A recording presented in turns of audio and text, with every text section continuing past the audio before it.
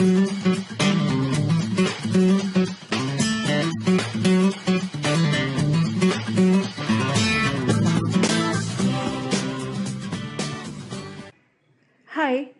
I am Ruchika.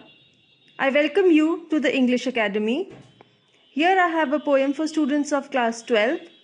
The name of the poem is Keeping Quiet by Pablo Neruda.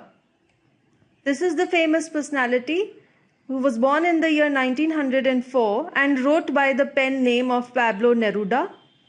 Later he made it his legal name. He was a famous Chilean poet, diplomat and politician who won the Nobel Prize for Literature in the year 1971.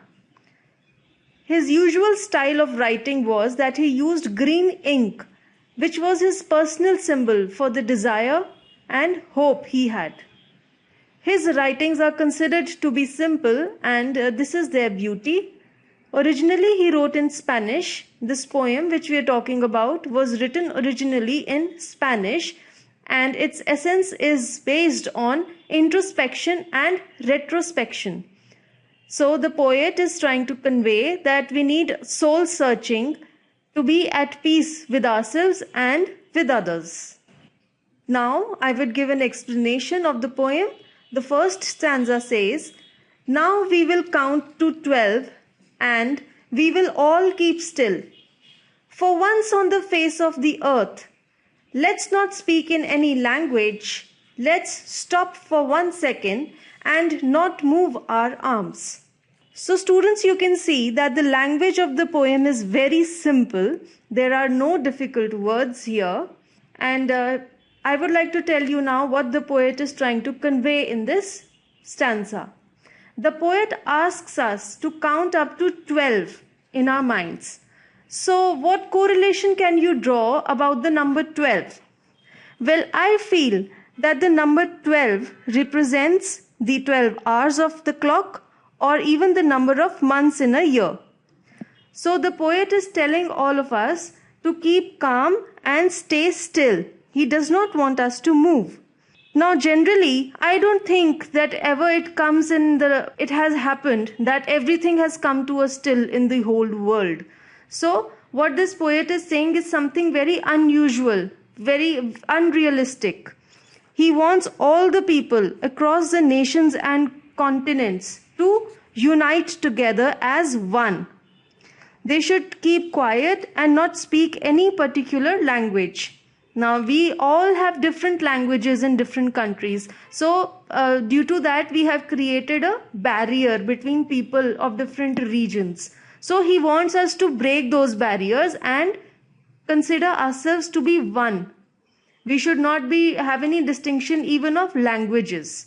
And rather, he wants everyone to be same, to be united and speak the language of silence. That will be same, I think he feels like that. The poet feels that by doing so, there will be unity among all the human beings on the face of the earth. Further, he says, for at least one single moment, no one shall move his arms.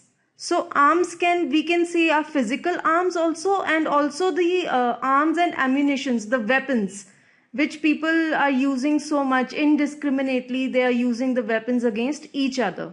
So he is trying to say that we should not fight with each other. We should not use our arms to signal to each other anything or argue with each other.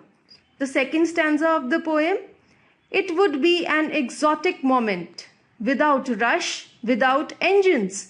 We would all be together in a sudden strangeness. Fishermen in the cold sea would not harm whales, and the man gathering salt would look at his hurt hands.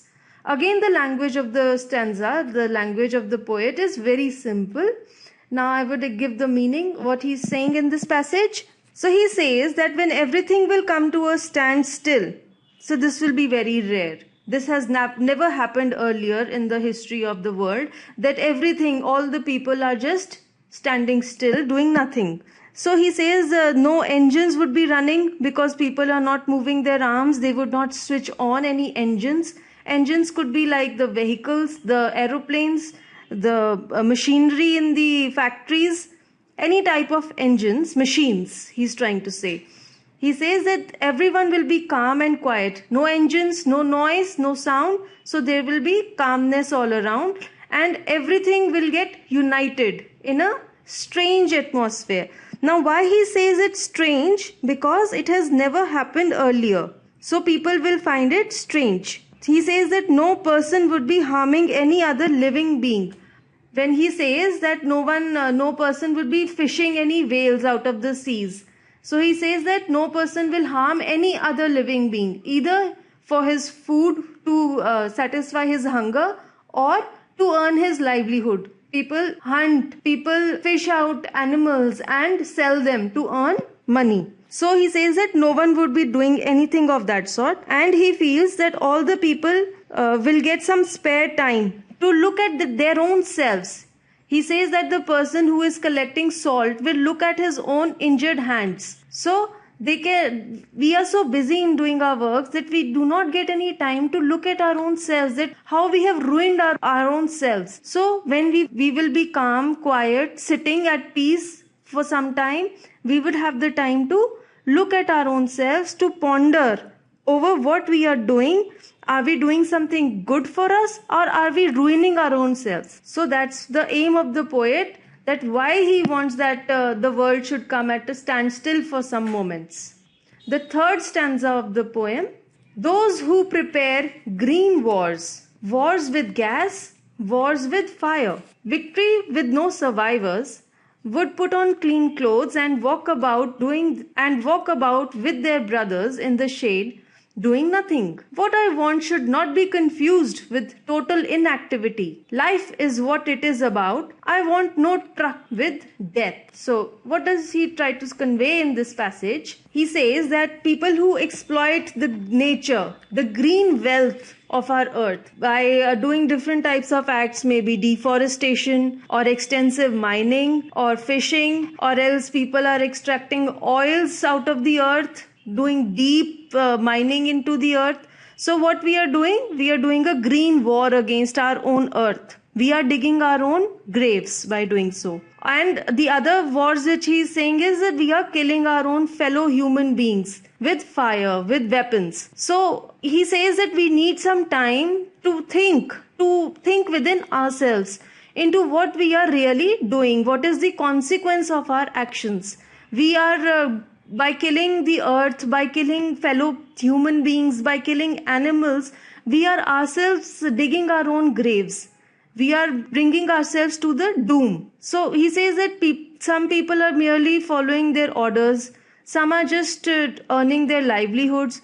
But actually, they just don't know what is the consequence of their action. So he says, rather, we should consider that we all are one. We all are brothers and sisters. He says he wants them to put on new clothes. Now, new clothes means to adopt a new approach towards your own life, and realize that killing so many people is in no way a victory. So the poet says that you think that you have become victorious when you win a war, but actually you have ruined your own foundations, are getting weaker. So he is trying to promote brotherhood, universal brotherhood, peace and fraternity, equality among all the people. He does not want us to stop our works. He says that I don't want that everything should come to a standstill, that I want people should not do anything. But he wants people to take out some time from their busy schedule and to analyze the consequences, the results of what they are doing. The fourth stanza of the poem: if we were not so single-minded about keeping our lives moving, and for once could do nothing, perhaps a huge silence might interrupt this sadness of never understanding ourselves and of threatening ourselves with death. This is a very meaningful stanza from the poem. In this, the poet is saying that all the human beings are busy doing just their tasks, achieving their goals. So what is the aim? The aim is of survival. In order to survive in this world, they have to accomplish these tasks which they have been assigned. They are threatened by death. Death can come at any moment. So everyone is in a hurry to complete as many tasks as they can till the time they die. So this mad rush, they just don't analyze what they are doing. This is very meaningful, very deeply. The poet has gone into the psychology of all the people. He says that perhaps if you pause for a while, you just stop doing all these tasks which you are in a mad rush about, you could just appreciate your achievements and feel happy about it. People are so busy in accomplishing their tasks that they don't even feel happy about what they have accomplished. It's just like, okay, come one day, next day, they are in a hurry. So that is how your life passes, and you just don't even realize the consequences of what you have done.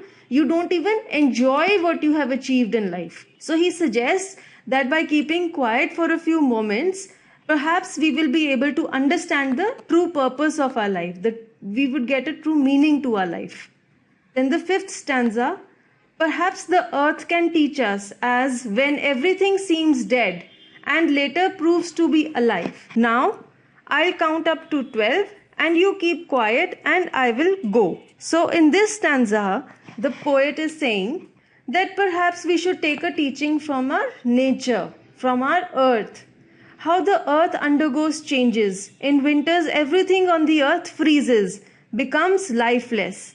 So we think, if we consider that everything is over, it's not like that, because as the season changes, again spring comes and everything is alive again. All the trees, plants, seas which had frozen earlier, which were leafless, lifeless, again cheer up, again come back to life. Similarly, he says that if we take a pause and introspect into our life, give it a new meaning, after that again we can give a new meaning to our life. He says that after that we would be able to understand the purpose of our life. It would be like a rebirth for our souls. So the poet has conveyed to the people the purpose of his message, and after that he feels that now the people know why he has said this poem, why he is asking us to keep quiet. After that he says that, okay, now I have told you the purpose of my message, why I am saying this. Now I will give you a count of 12, and he walks out of the scene, and he hopes that all the people will count till 12. They will give an introspection into their lives, in extrospection into their relationship with others, and they will give a better meaning to their life, better purpose to their life, and give a rebirth to themselves. Students, I hope that I have explained and you have understand the poem in a better way. Thank you for watching this video, and for more such lessons, do visit the English Academy.